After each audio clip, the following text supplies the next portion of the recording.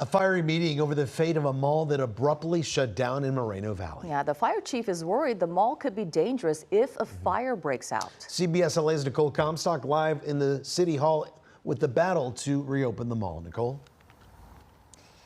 Yeah, well, the fire chief said there are major safety issues at the Moreno Valley Mall with fire safety equipment, exit doors, and even generators that he says would create chaos in the event of a fire or even a power outage. But many business owners that came out tonight, and even an attorney now representing the mall, say they all think there are ways to fix those issues without putting so many people out of work in the meantime.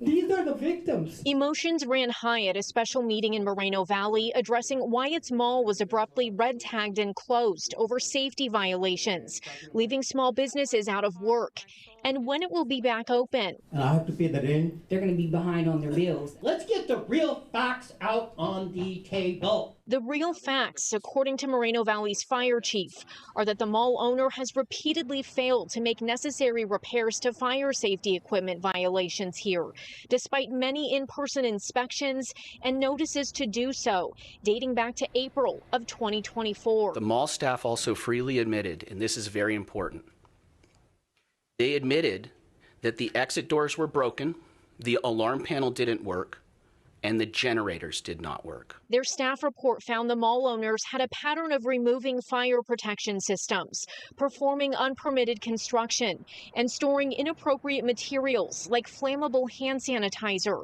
He said the mall has since corrected 4 out of the 9 most critical life safety violations, but that they've written up hundreds of other violations. So we're down to 5 now that need to be resolved before the mall can be reopened. We want this mall open, please, by the weekend. But John Stevens, the attorney now representing the mall, says those alleged violations did not warrant a red tag, and they filed an appeal. Because there wasn't a reasonable time limit for correction based on the nature of the nuisance. As far as like the month to come, I would be worried, yeah. Danae Anthony is one of many people who work at the mall and say the businesses inside of it should have been told about ongoing safety violations before they moved in.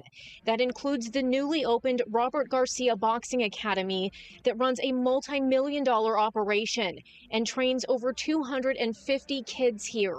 We were never told by the fire department outside of the building what the conditions were, or else the investment would have never been made. Well, the city council voted 5-0 to work together with the mall and the fire department on an inspection and abatement plan to get those mall stores back open as soon as possible. But as of this evening, still no concrete timeline on when exactly that may happen. Reporting live in Moreno Valley, Nicole Comstock, CBS LA. Nicole, thanks so much.